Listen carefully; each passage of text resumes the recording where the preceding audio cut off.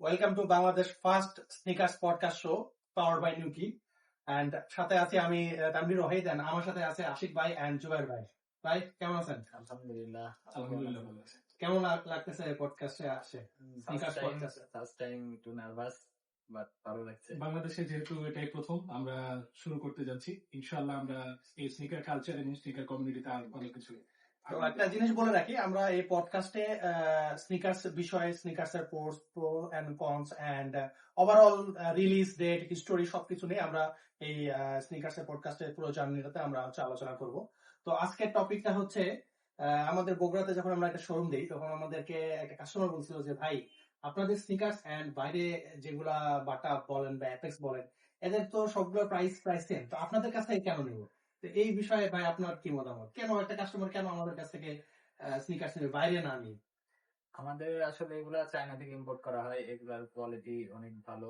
আর যেগুলা হয়তো বাটা কিংবা অ্যাপেক্স থাকে, এরা মেবি বাংলাদেশেই তৈরি করে।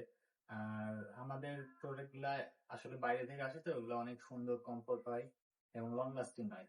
আপনার মতামত? আমার কাছে মনে হয়েছে যে ব্র্যান্ডিং একটা বড় ইস্যু, কারণ আমাদের যে স্নিকার্স গুলো, ইম্পোর্টেড স্নিকার্স গুলো থাকে, এখানে একটা ব্যক্তিত্ব ফুটিয়ে তোলার ব্যাপার থাকে, কিংবা স্নিকার কালচারে আমরা একটা পার্ট হিসেবে অংশগ্রহণ করতে পারি।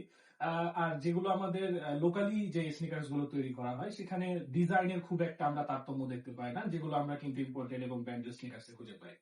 এটা একটা ভালো কথা বলছেন। আমাদের কাছে কিন্তু কালেকশন অনেক রকমের আছে, যে যেই রকমই চাইবে সেই রকমই কিন্তু ডিজাইনটা পাবে আমাদের কাছে।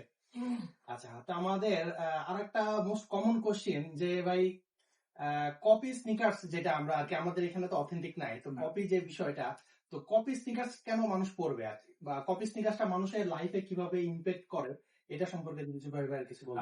কপি স্নিকার্স বলতে গেলে বাংলাদেশে যেহেতু তাদের অফিসিয়ালি কোনো সুযোগ নেই, আমরা অ্যাভেলেবল পাচ্ছি না, কিন্তু কপি হলো কোয়ালিটির দিক থেকে আমাদের যে ইম্পোর্টেড স্নিকার্স গুলো থাকে, এগুলোর ডিউরেবিলিটি, এগুলো সাস্টেনেবিলিটি আমরা দেখি যে খুবই টপ নচ কোয়ালিটি থাকে। এবং যেহেতু আমরা ওই ধরনের স্নিকার্স গুলো বাংলাদেশে অ্যাভেলেবল পাই না, আমরা যদি এই স্নিকার গুলো দিয়ে আমাদের স্নিকার কালচার থেকে শুরু করে, কিংবা আমাদের দেখা গেছে যে বিভিন্ন সময় লোকাল স্নিকার পরে আমরা গোড়ালিতে ব্যথা বা বিভিন্ন ধরনের অসুবিধায় পড়তে পারি, কিন্তু যেহেতু এগুলো চাইনিজ ইম্পোর্টেড বা ভিয়েতনাম ইম্পোর্টেড স্নিকার্স হয়ে থাকে, এগুলোতে ওই ধরনের কমফোর্ট জনিত প্রবলেম আসে না। তো কপি হলেও আমি বলতে পারি যে বিভিন্ন এদের সুযোগ সুবিধার কারণে আমি এটাকে বা স্নিকার কালচারে এটাকে অ্যাড রাখতে পারি। আপনার মতামত? আসলে এখন বর্তমান যুগে সবাই স্টাইলিশ হয়ে গেছে, আর সবার পক্ষে আসলে মানে অরিজিনাল স্নিকার্স পরা সম্ভব হয় না। এজন্য আপনাদেরকে অনেক থ্যাংক ইউ যে আপনারা বাংলাদেশে এরকম স্নিকার্স নিয়ে আসছেন, এবং হচ্ছে আমাদের মতো অনেকে আছে, মানে মধ্যবিত্ত ফ্যামিলির কিংবা গরিব ফ্যামিলিরও অনেকে আছে, ওরা আসলে পড়তে পারছে, ওদের আসলে স্বপ্নটা পূরণ হচ্ছে, আশাটা পূরণ হচ্ছে, এবং দেখতে অনেক সুন্দর লাগছে। তো এই জন্য আসলে আপনাদের অনেক থ্যাংকস। ধন্যবাদ। এটা ভালো একটা কথা বলছে যে আসলে সবাই কিন্তু এফোর্টটা করতে পারে না, কিন্তু এটার কারণে সবাই ওই ডিজাইনটা আপনার ওয়্যার করতে পারছে, এন্ড ওই রকম একটা সুযোগ পাচ্ছে। তো আরেকটা কোশ্চেন হচ্ছে, ব্র্যান্ডেড স্নিকার্স মানুষের ব্যক্তিত্বকে কিভাবে ইম্প্যাক্ট করে? অবশ্যই এখানে একটা বোঝার ব্যাপার আছে যে আমরা যখন স্নিকার কালচারের দিকে তাকাই, আমেরিকা বা ইউরোপের যে কান্ট্রিগুলোতে থাকে, সেখানে দেখা যায় যে আমরা অনেক ডিজাইনার কোলাবোরেশনের ব্যাপারগুলো দেখি।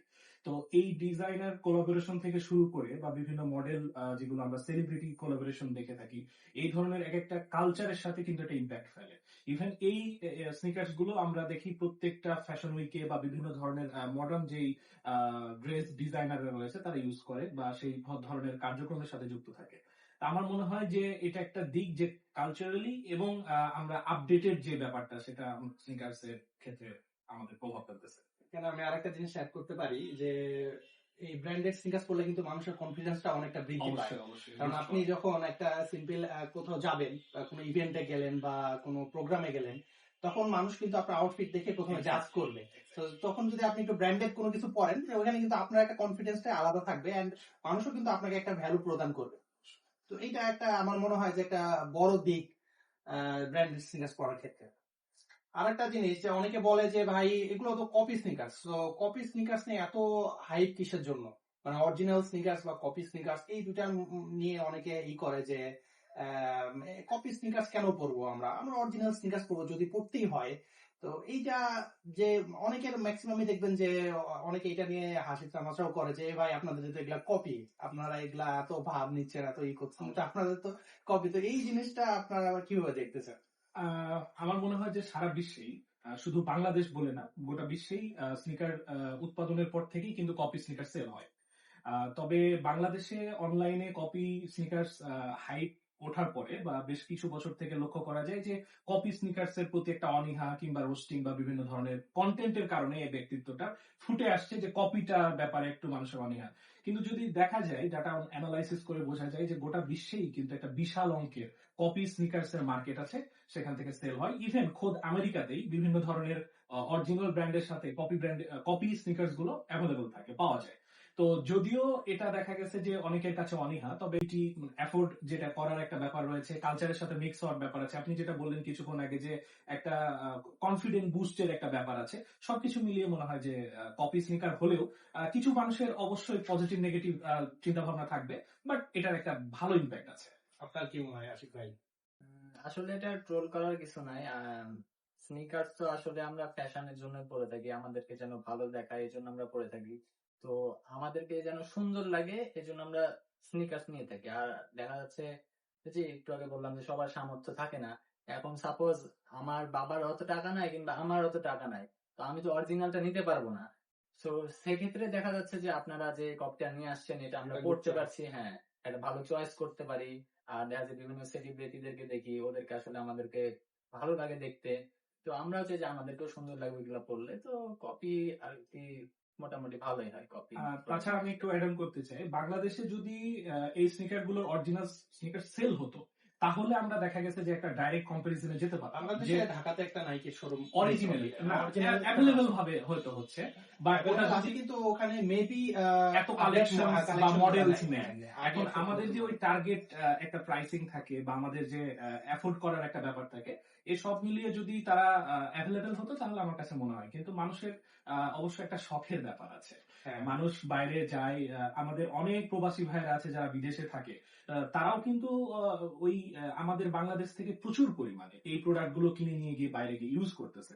তো আশা করি যে এটা খুবই দ্রুত কাটিয়ে উঠবে মানুষ, এবং এটাকে একটা ফ্যাশন আইকন হিসেবে বা লাইফস্টাইল প্রোডাক্ট হিসেবে ব্যবহার করবে। আর একটা জিনিস এখানে বলাই যায় যে কপি আর অথেন্টিক এর মধ্যে আসলে আমাদের যে কোয়ালিটি ওয়াইজ কিন্তু সেরকম পার্থক্য নাই। এটা আসলে ডিপেন্ড করে যে স্ট্যাটাসের উপরে। এখন আপনি অরিজিনাল স্নিকার্স পরে যদি রিক্সা থেকে নামেন, এটা সবাই মনে করে ফেক বা কপি। এন্ড আপনি যদি কপি পরেও বিএমডব্লিউ থেকে নামেন, সেটা এমনি অথেন্টিক কিন্তু হয়ে যাবে। তো এটাও একটা ফ্যাক্ট যে আসলে এটা আপনার স্ট্যাটাসের উপর ডিপেন্ড করতেছে যে মানুষ কিভাবে দেখবে। যে মানুষ কপি বলতেছে, বা আপনারা চিন্তা করেন যে আমি কপি স্নিকার্স কেন পরবো, বা কপি স্নিকার্স পরলে আমার স্ট্যাটাসই হবে। এটা আসলে স্নিকার্স এর জন্য আপনার স্ট্যাটাসই হবে না, এটা আপনার স্ট্যাটাস যদি ভালো থাকে, হ্যাঁ, তাহলে আপনার কপি স্নিকার্সও কিন্তু মানুষ অরিজিনালি ভাবে করবে। তো এখন স্নিকার্স এন্ড আমাদের যে রেগুলার ওয়ার, আগে আমরা বাংলাদেশে কিন্তু স্নিকার্সটা কালচারটা খুব এই রিসেন্ট প্রচলিত হয়েছে। দুই তিন বছর আগেও কিন্তু স্নিকার্স ওরকম ছিলই না বলা যায়। এন্ড আমরা ছোটবেলা থেকে আমরাও কিন্তু পার্সোনালি বাটা বলেন, অ্যাপেক্স বলেন, এখানকার যে আপনার কেটস গুলো আছে এগুলো পরে কিন্তু অভ্যস্ত হয়েছে, বা এগুলো পরেই আমরা লাইফটা স্পেন্ড করছি। তো ওই কেটস এন্ড স্নিকার্স এর মধ্যে পার্থক্যটা কি, বা কোনটা বেশি কমফোর্ট আপনার কাছে মনে হয়? আশিক ভাই। আসলে আমরা ছোটবেলায় যে স্কুলে পড়তাম তখন পড়েছি, তখন আসলে আমরা ওইরকম বুঝতে পারিনি যে আসলে জিনিসটা কি, আমাদের পড়তে হয় দেখে আমরা পড়েছি। আর এখন যে স্নিকার্স আমরা পড়ছি, আমরা জানছি, বুঝছি, এর মধ্যে বিভিন্ন কোয়ালিটি আছে, কোনোটা ফার্স্ট গ্রেড, কোনোটা সেকেন্ড গ্রেড।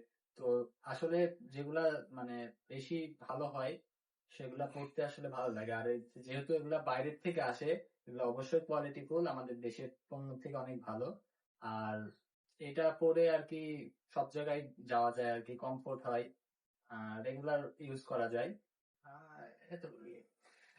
কেটস এবং স্নিকার্স এর মধ্যে মূল যেটা তফাৎ আমার কাছে মনে হয়েছে সেটা হচ্ছে যে কেটস তৈরি করার পেছনে খুব একটা সাইন্স বা এটার পেছনে সাইন্টিফিক বা মেডিকেল কোনো ইস্যু খুব একটা খুঁজে বের করা হয় না।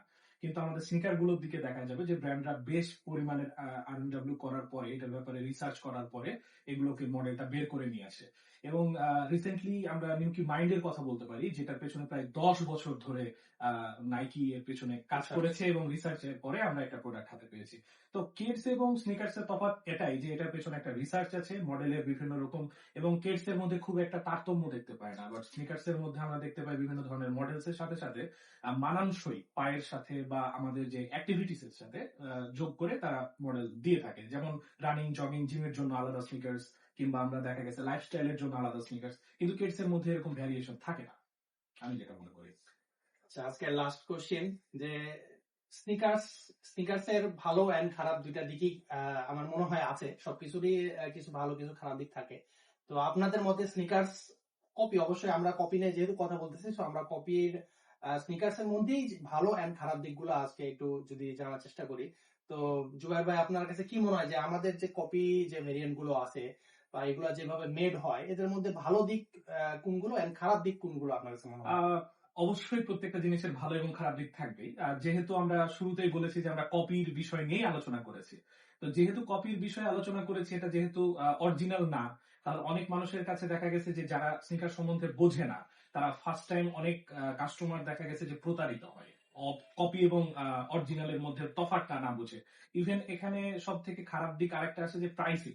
কারণ যেহেতু এটা একটা কপি, বাট এই কপির মধ্যে বিভিন্ন রকম পার্থক্য করে বা ব্র্যান্ডের নামে বেনামে বিভিন্ন রকম কাজ করে বিভিন্ন প্রতিষ্ঠান বা ব্র্যান্ড যেটা কাস্টমারকে প্রতারিত করে, সেখান থেকে কাস্টমাররা একটা দেখা গেছে যে হিউজ ডিসঅ্যাডভান্টেজ রয়েছে কপির ব্যাপারটাতে।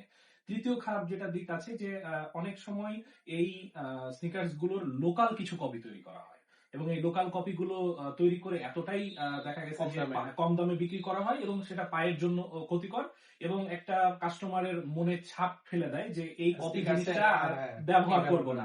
সো এটা আমি খারাপ দিক দেখতে পারি। আর ভালো দিকের মধ্যে আমরা অলরেডি আলোচনা করেছি, বিভিন্ন ভালো দিক আছে। সব থেকে ভালো দিক আমার কাছে মনে হয় যে আমরা একটা কালচারাল ইম্প্যাক্টের সাথে জড়িত হতে পারছি ওয়ার্ল্ড ওয়াইড। দ্বিতীয় ব্যাপারটা হচ্ছে যে আমরা যেই কমফোর্ট লেভেলটা বা আমরা যে ডিজাইন লেভেলটা একটা এক্সপেকটেশন থাকে আমাদের দেশে, যেটা সম্ভব নয়, সেটা আমরা অ্যাভেলেবল পাচ্ছি। আপনার কাছে কি মনে হয় ভাই, যে স্নিকার্স এর ভালো দিক কোনগুলো এন্ড খারাপ দিক কোনগুলো? ভালো দিক হচ্ছে যে আমাদের বাইরের মানে ইম্পোর্টেড স্নিকার্স গুলো আমরা দেশে পড়তে পারছি, আমরা হচ্ছে দেশের মানুষরা এটা পাচ্ছি, আমাদের কাছে হাতের নাগালে পাচ্ছি। তো এটা আসলে আমাদের জন্য খুবই একটা ভালো দিক। অনেক ডিজাইন আমরা হ্যাঁ, কিন্তু এখানে অনেক ভেরিয়েন্ট আমরা পেয়ে যাই। আর খারাপ দিক বলতে হচ্ছে যে এগুলা আসলে আমাদের বাংলাদেশের ওয়েদারের জন্য একটু সমস্যা হয় ইউজ করতে, কারণ ওয়াশের ক্ষেত্রে একটু প্রবলেম হয়ে থাকে। তো যারা হয়তো জানে না, অনেকে নেয়ার পরে দেখা যাচ্ছে যে পানি দিয়ে চুবায় ওয়াশ করে ফেলে। তো এটার জন্য যে ক্লিন ফোম থাকে সেটা আসলে মানে জানে না।